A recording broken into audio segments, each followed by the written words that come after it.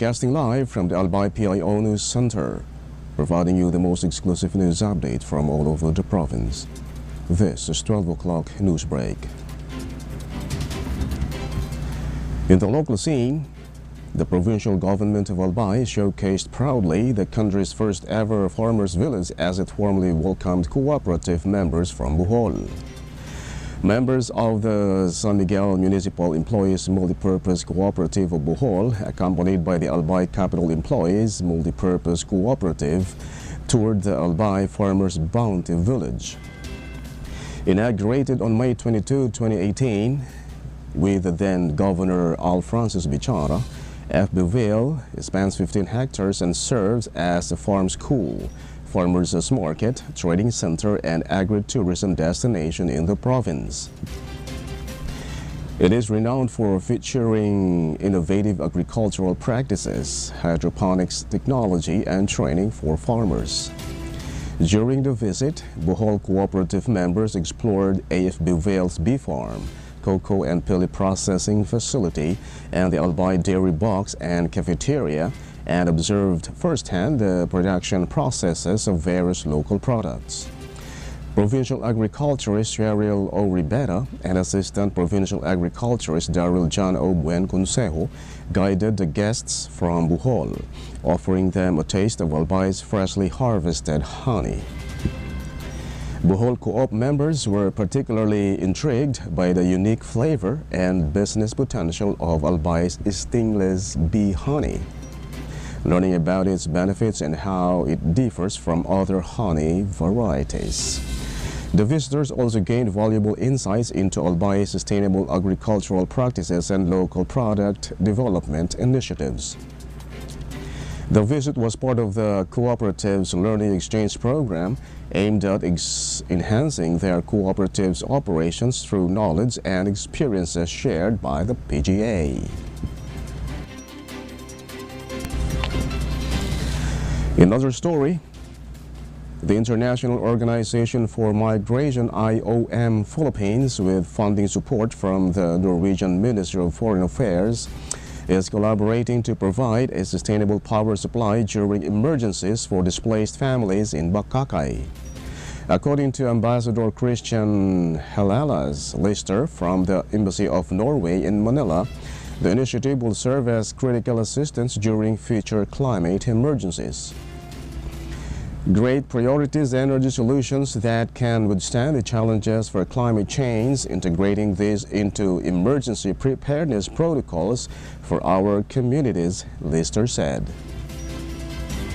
Approximately 50 modern solar panels worth 10 million pesos and expected to last up to 15 years were handed over to the Municipal Evacuation Center, Langaton Elementary School, and Matatas Elementary School.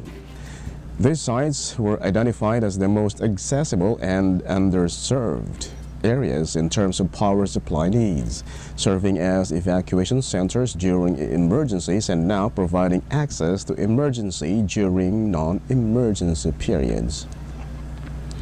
The project, called Generating Renewable and Innovative Designs for Displacement Grid, implements a modular solar photovoltaic network across the affected areas connected to the central hub.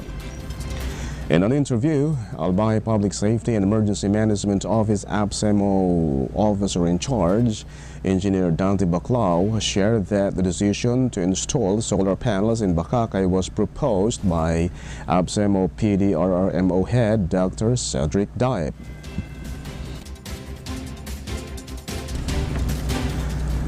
In the national scene, the Indonesian Navy training ship Kri Bima Suci has already arrived in the Philippines to pay a 4-day goodwill visit. This is in line with Indonesia's mission to spread peace and goodwill to 8 countries, which includes the Philippines as the last destination. As part of the visit, a drum band and cultural parade will be held today.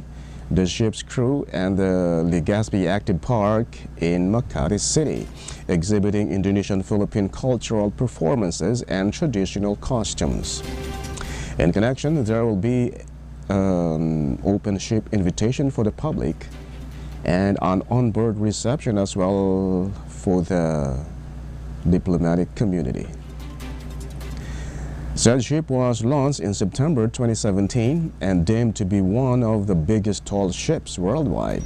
The Kri Bimasuchi ship already visited Singapore, Cambodia, Vietnam, China, South Korea, Russia, Japan, and now the Philippines. In other story, the Philippine Navy has spotted a total of 34 Chinese vessels in 3 different locations in the West Philippine Sea from October 7 to 13. According to the Philippine Navy, the said number of China Coast Guard vessels were seen at Ayungin Shoal, Sabina Shoal, and Bajo de Masinloc. It is stressed that China's illegal presence in the West Philippine Sea violates the country's sovereign rights and disregards the 2016 Arbitral Tribunal ruling. In connection, the Navy reiterated that the defense and security capabilities of the armed forces of the Philippines should be intensified further. It can be recalled that a total of 178 Chinese vessels were also spotted in the West Philippine Sea during the last week of September.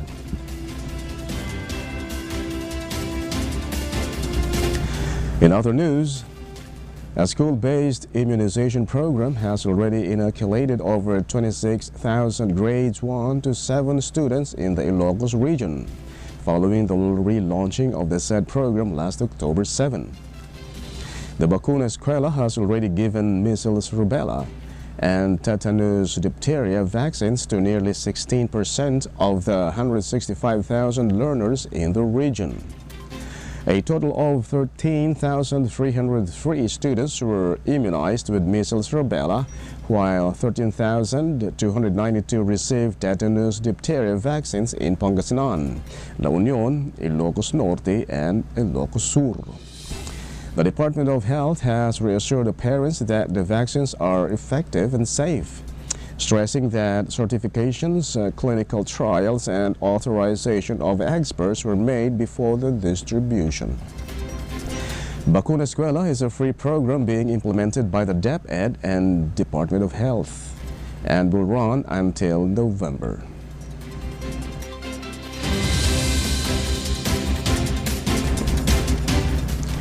And in the news outside the country, a total of 12 people were killed while 33 others were injured after a bus carrying university students crashed in northeastern Egypt. The students of Swiss-based Galilea University were on their way home to their dormitory in Ain Sokhna Resort when the vehicular accident took place.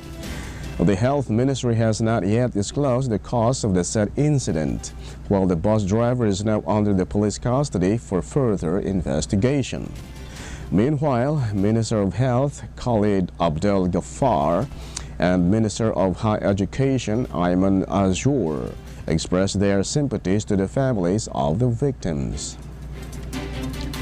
And finally, in the news outside the country, the United Nations Children Agency has revealed that more than 400,000 children in Lebanon have been displaced in the past 3 weeks. This comes after Israel's continuous attacks against the Lebanon-based Hezbollah militant group as the tension between the two escalates.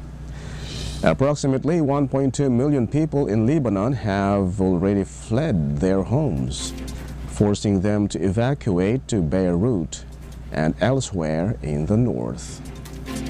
It was found out that Israeli strikes in Lebanon have already claimed the lives of 2,300 people, with almost 75% of which were killed over the last month.